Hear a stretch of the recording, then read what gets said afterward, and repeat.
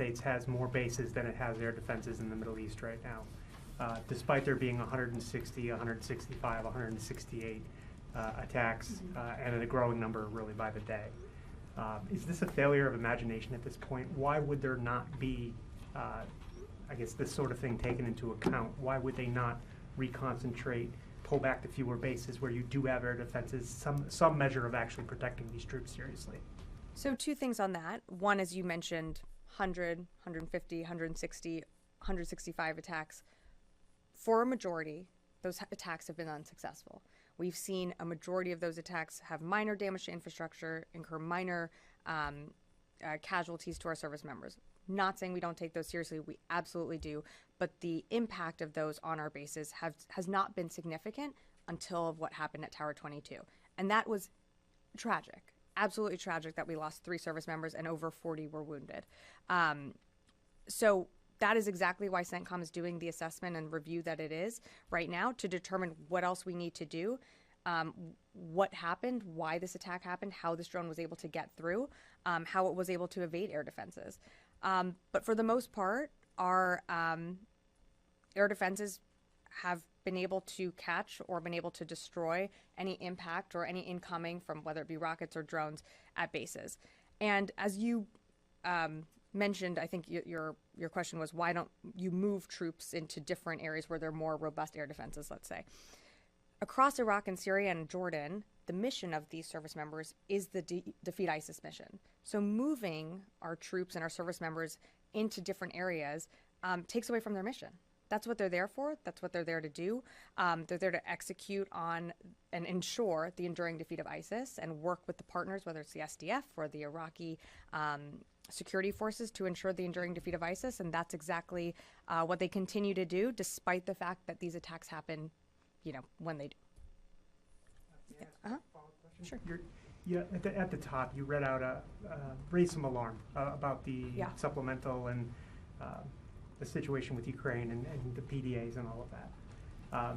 Can we expect in coming days, the Pentagon, particularly the administration side, the political side, to ramp up pressure on Congress as this seems to remain very much caught in limbo, caught in neutral, no real resolution here? Well, I mean, I don't think we ever stopped ramping up our pressure. I think we've had a pretty consistent drumbeat. I can't at this moment go back to every single time we've talked about the budget or the supplemental, but we've certainly been very public here from this podium about the need to pass a supplemental, to pass an on-time budget. We are way past that deadline at this point.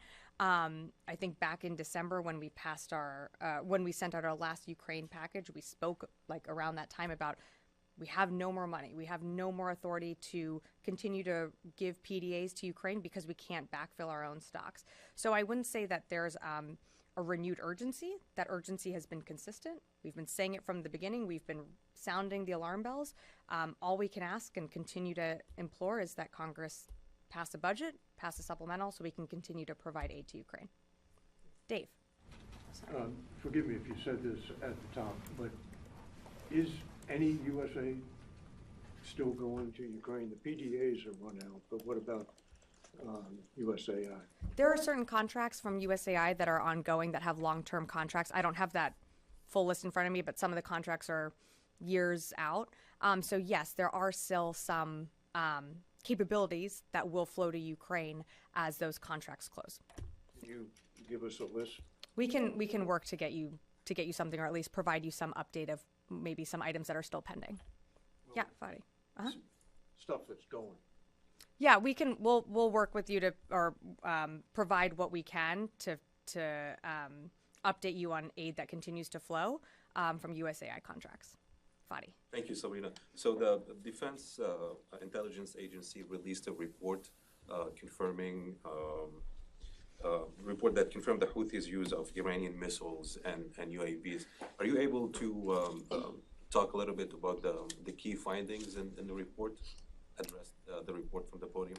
Thanks, Fadi. I honestly have not seen the report or read the report yet, so I can't discuss the findings. But of course, we've been very clear that Iran does supply the Houthis, other IRGC-backed militias, with weapons and different capabilities, including UAVs. So that's something we've been pretty consistent about. But in terms of the more specifics on the report itself, I'd unfortunately have to direct you to the report. Since the strikes in Syria and Iraq on Friday, I believe there's been only 2 attacks on U.S. forces. That's right. And both happened in Syria. Do you, even though it's a short period of time, do you attribute this decrease in number of attacks to the effectiveness of the strikes and the message that the Pentagon and administration sent to the region, specifically to the groups aligned with Iran? Well, I can't speak for the groups that continue to launch these attacks. All I can say is that I think we sent a very clear message, a very loud message in both Iraq and in Syria that these attacks must stop. But, I can't predict the future. I can't predict that, there won't be an attack tomorrow. But all I can tell you is that we've laid out that this will be a multi-tiered response, and we will continue to respond if we need to. Yeah, Carla. Thanks, Sabrina. Can you just provide some more details on the latest Houthi attacks today? I think I'm tracking 6 missiles at this point today fired. There were additional attacks, I believe, launched in the Red Sea. I don't have all the specifics. I know that we are working to get you some of those details, and when we have more, we'll provide them.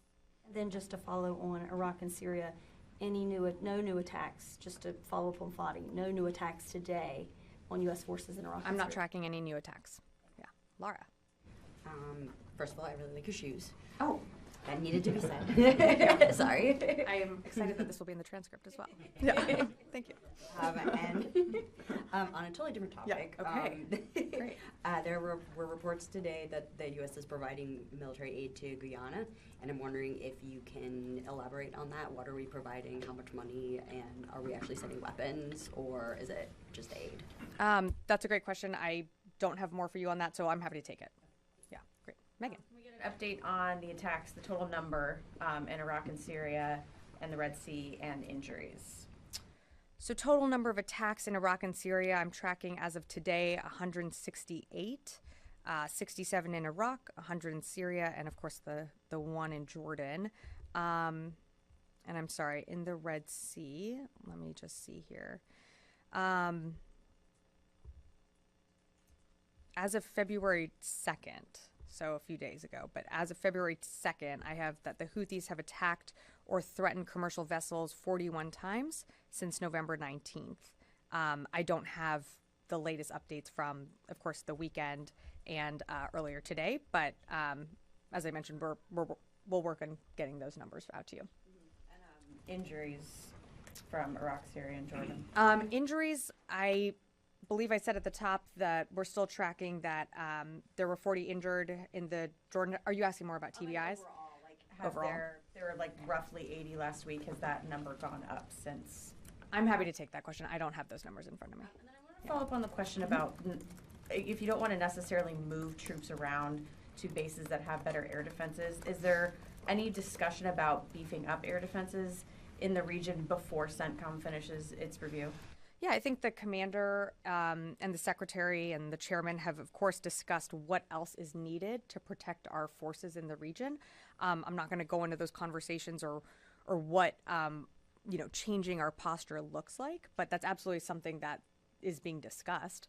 And again, in terms of moving our troops around, the priority of the secretary is, of course, making sure that our forces are safe, but also is the mission.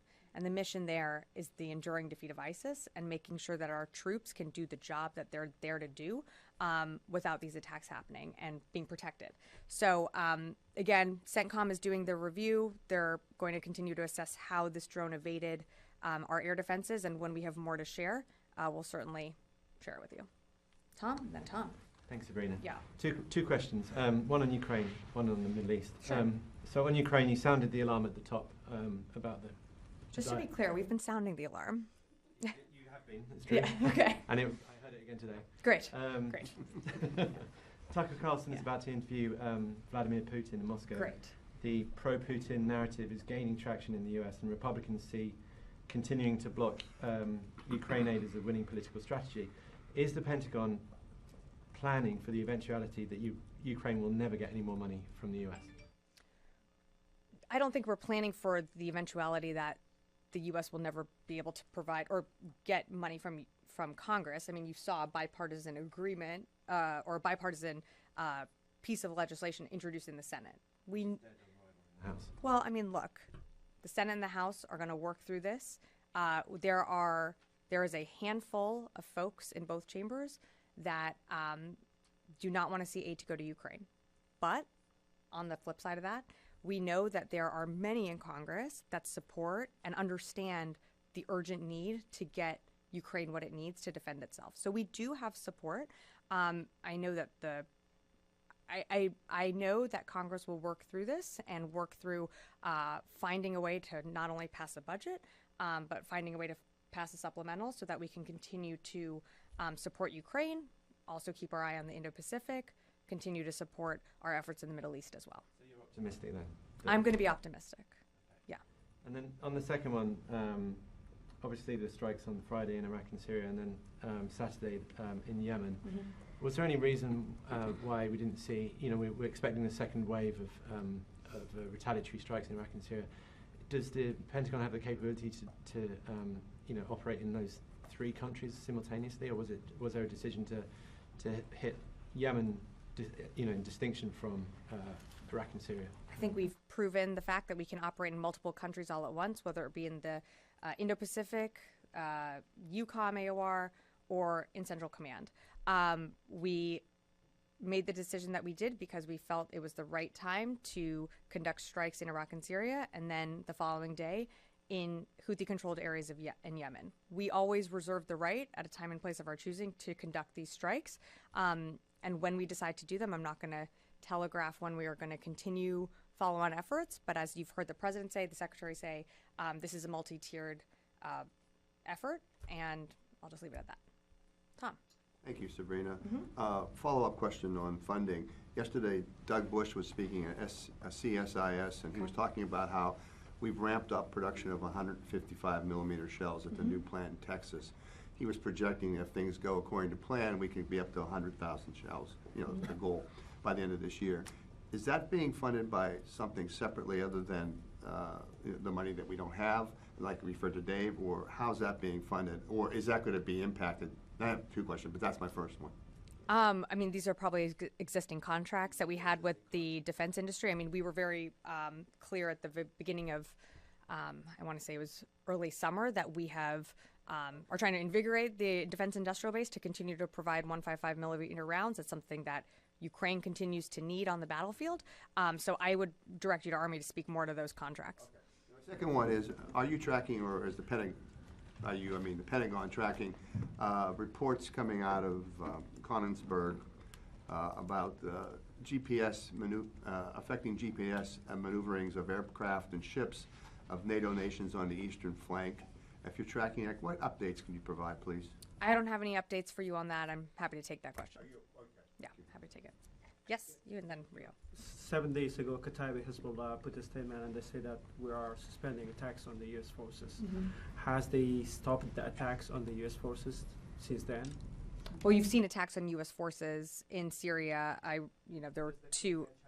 Print on these attacks? We know that groups like KH and Han are behind some of these attacks on our forces. I'm not going to get into more details on each specific one, but again, we know that groups like this, particularly when it came to the attack on Jordan, had the fingerprints of KH behind them, and we are going to hold those responsible. Great, Rio. Yeah, thank you, Sabrina. Please let me ask you two questions about the Indo-Pacific.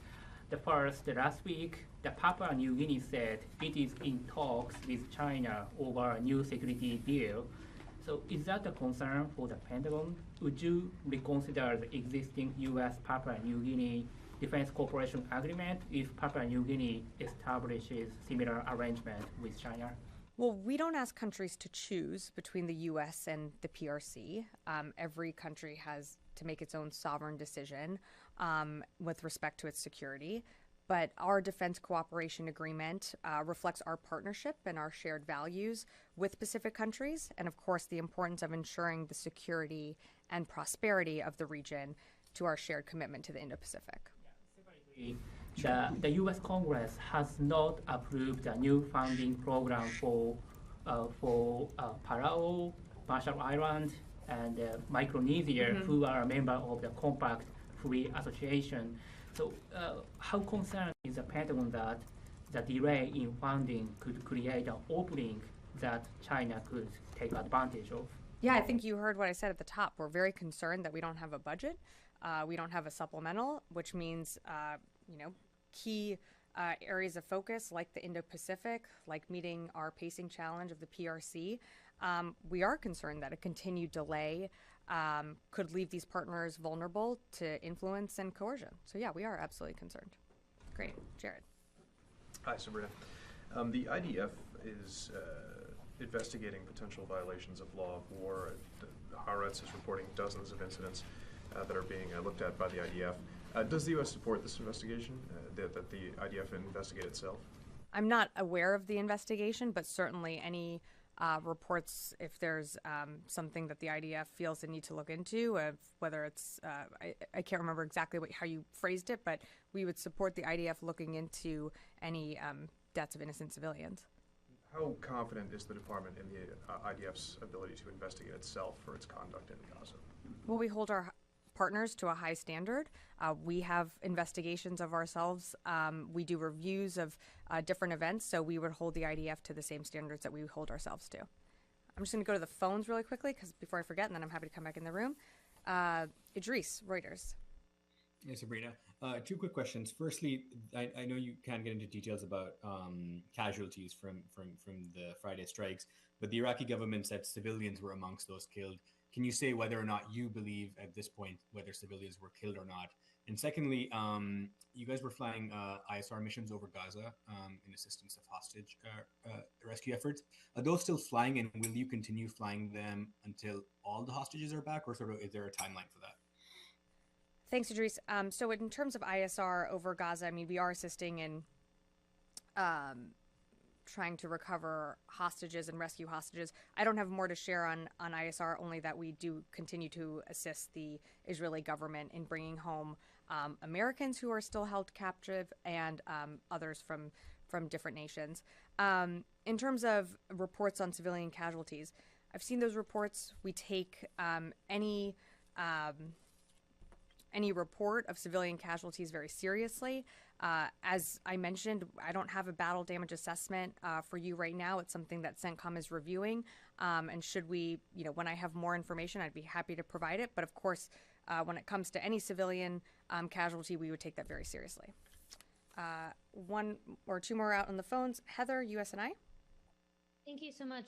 I was wondering if the DoD is seeing the reporting from The Guardian suggesting that the Houthis may target internet cables in the Red Sea, and if there's any concern by the DoD that the Houthis might try to disrupt these submarine cables.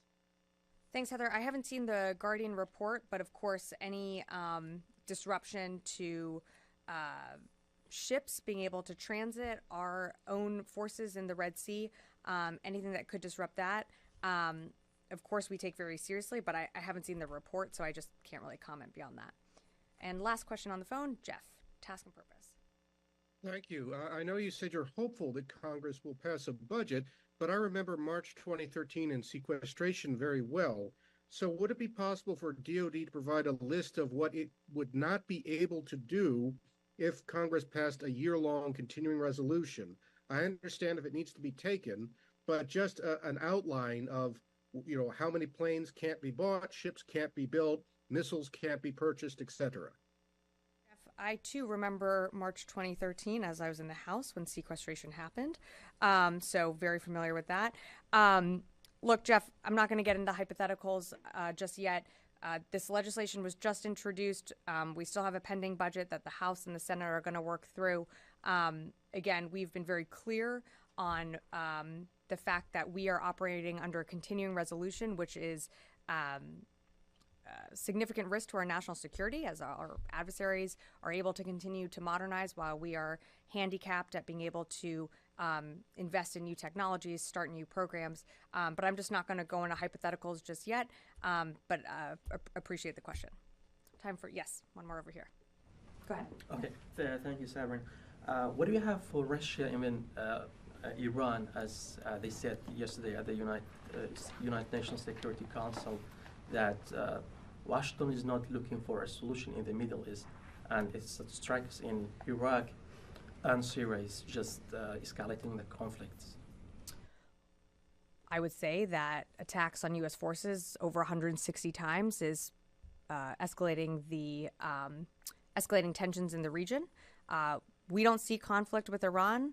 We don't seek a wider regional conflict, whether it be in the region. We have been very clear in our intentions in Iraq and Syria and at Tower 22 that they are there, our service members are there in support of the de-ISIS mission. So we don't seek a larger war. These attacks started on October 17th when IRGC-backed groups started lobbing missiles at our service members who are there, again, and have been there for over 10 years as part of the Defeat ISIS mission. So I think it's important that we give that comment some context. So one more question separately. Yeah. Bombarding the Iraqi Kurdistan region borders by Turkey is a daily routine. So have you tried to engage with either Turkey and Iraq in order to Turkey stop its strikes on Iraq? We are always engaging with Turkey. Turkey's a critical partner, a NATO ally, and I just don't have more for you on that. Thanks. All right. Thanks, everyone.